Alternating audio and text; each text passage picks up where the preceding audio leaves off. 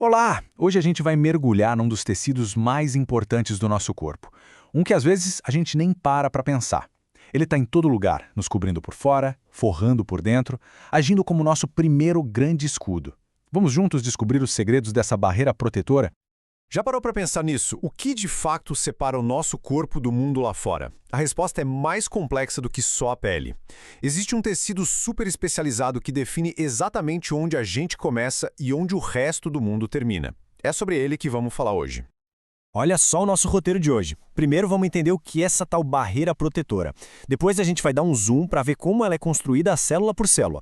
Aí vamos explorar as várias funções que ela tem, dar uma atenção especial para o nosso maior órgão, a pele, e no final conectar tudo isso com a ciência que a gente sente no nosso dia a dia. Então vamos lá. A resposta para aquela pergunta do começo é o tecido epitelial. Ele é o grande protagonista, ainda que discreto, da nossa história. É o material que constrói todas as nossas fronteiras biológicas. Gosto muito dessa analogia de ser um papel de parede vivo, porque ele não só cobre a nossa pele por fora, mas também reveste órgãos por dentro, como o estômago, o intestino, qualquer cavidade do nosso corpo. É uma cobertura que está literalmente em todo lugar, essencial. Tá, agora vamos pegar o microscópio.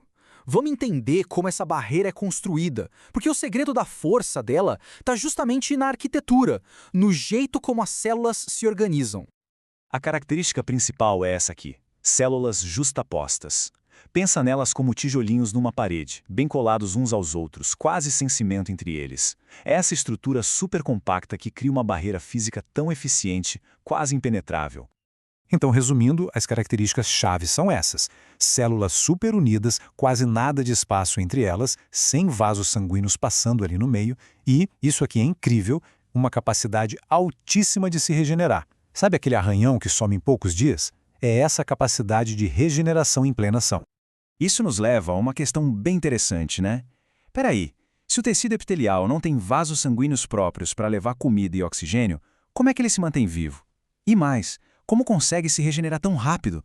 A resposta está no vizinho de baixo, o tecido conjuntivo. Ele sim é cheio de vasos sanguíneos. Os nutrientes saem desses vasos e, por um processo chamado difusão, eles simplesmente atravessam a curta distância e alimentam as células epiteliais.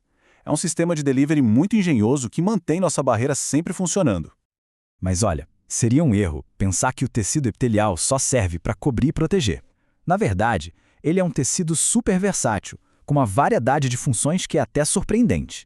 Vamos ver isso agora. Ele protege a gente de um ralado, absorve os nutrientes da comida lá no intestino, produz substâncias como suor e hormônios nas glândulas, ajuda a gente a sentir o toque e, claro, reveste tudo. Cada uma dessas funções é absolutamente vital. Para ficar mais fácil de entender, a gente pode separar o tecido epitelial em dois grandes times: o time do revestimento, que é a nossa casca protetora, e o time glandular, que é especializado em produzir e liberar substâncias, formando tudo desde as glândulas de suor até as que produzem hormônios. E mesmo no time de revestimento, a arquitetura muda conforme a necessidade. Onde precisa de absorção rápida, como nos pulmões, a gente encontra uma camada só de células, bem fininha. Onde precisa de resistência, como na pele, aí são várias camadas, uma em cima da outra. E ainda tem o pseudoestratificado, que parece ter várias camadas, mas é só uma. Um truque de design da natureza. A estrutura sempre acompanha a função. E já que falamos tanto da pele, vamos focar nela agora.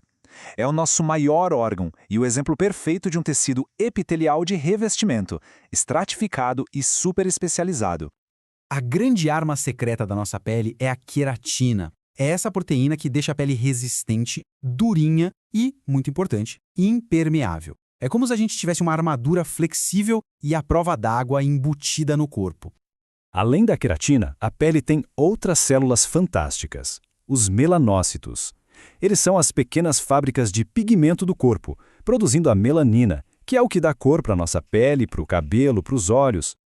Mas a melanina não serve só para dar cor de jeito nenhum. Ela tem uma função de proteção que é fundamental. Qual será o superpoder dela?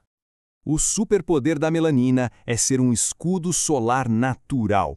Ela absorve a radiação ultravioleta do Sol, que é super perigosa. Ela forma uma espécie de guarda-sol sobre o núcleo das nossas células, protegendo o nosso DNA. Por isso que em regiões tropicais com muito sol, ter mais melanina é uma vantagem adaptativa gigante. E agora, para fechar, vamos conectar toda essa biologia com uma coisa que muita gente usa todo santo dia, trazendo a ciência para algo bem prático. Então, a nossa produção natural de melanina tem um limite, certo?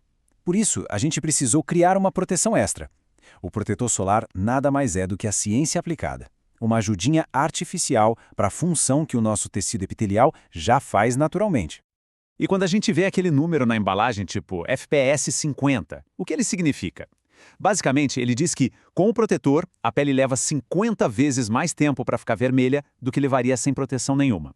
É uma medida bem direta da eficiência dele. E para terminar, fica essa reflexão. A nossa pele, o nosso tecido epitelial, é a nossa interface com o mundo. Ela conta a nossa história. Entender como ela funciona nos dá as ferramentas para cuidar melhor dela. Então, fica a pergunta: como estamos cuidando da nossa primeira e mais importante barreira?